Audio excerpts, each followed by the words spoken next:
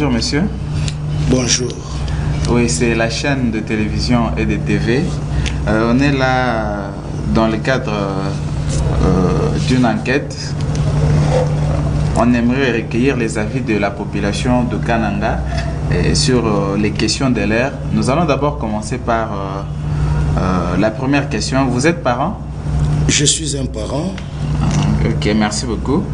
Alors, comment vous avez pu organiser la rentrée scolaire pour vos enfants, vous étant parent? La rentrée scolaire pour nos enfants a été tellement difficile et pénible, étant donné que ces derniers temps, nous parents, nous sommes impayés. Là où nous sommes en train de travailler, nous n'avons pas été payés. Mais cette rentrée a été précipitée donc à la date du 2 septembre 2013.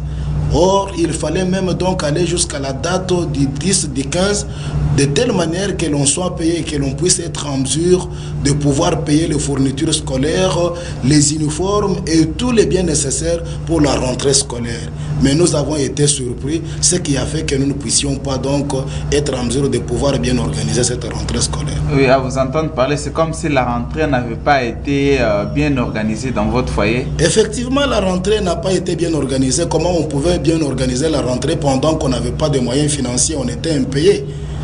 Parce que c'est avec l'argent qu'on peut peut-être tout faire pour la rentrée scolaire des enfants. Mais on n'a pas été payé, on n'avait pas de moyens financiers. C'est ainsi qu'on n'avait pas bien organisé et bien préparé cette rentrée.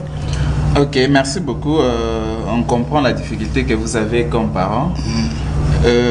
La deuxième question, c'est une question d'actualité.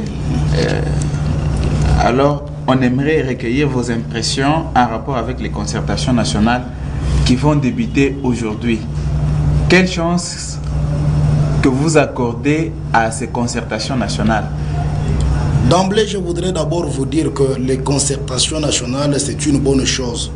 Parce que quand les choses ne marchent pas dans un pays, il faut que les gens se mettent autour d'une table pour donc traiter de ce qui ne donc avance pas, de tout ce qui ne va pas de l'avant, ouais, de telle manière qu'ils trouvent donc solution afin qu'il y ait la paix dans le pays. Ouais. Mais moi je trouve que malgré cette initiative, elle ne va pas aboutir à une bonne chose. Pourquoi? Parce qu'il y a certains partis de l'opposition qui semblent être grands partis dans le pays, ouais, qui ne participent pas donc dans ces assises-là. Ouais. Il y a aussi donc les gens par exemple qui sont en guerre comme M23 et consorts qui ne vont pas participer. Maintenant, le petit groupe ou les gens là qui vont participer, qui vont faire donc les concertations là, ils vont donner des solutions des fois qui ne seront pas acceptées par les autres qui ne sont pas donc entrés dans les concertations.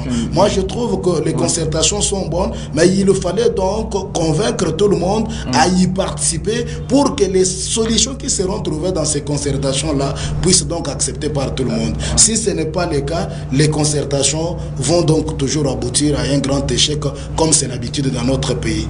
Donc vous n'accordez aucune chance aux concertations nationales? Moi je trouve qu'il n'y a aucune chance de réussite parce qu'il y a d'autres personnes qui ne participent pas. Si par exemple les hommes de guerre là ne sont pas approchés pour pouvoir participer dans ces concertations, comment ils vont cesser donc leur guerre? Si par exemple les gens de l'opposition qui se sont opposés pour pouvoir entrer dans les concertations là, en train de souligner le problème de légitimité et consorts, comment donc on va trouver une bonne solution malgré donc la tenue des concertations?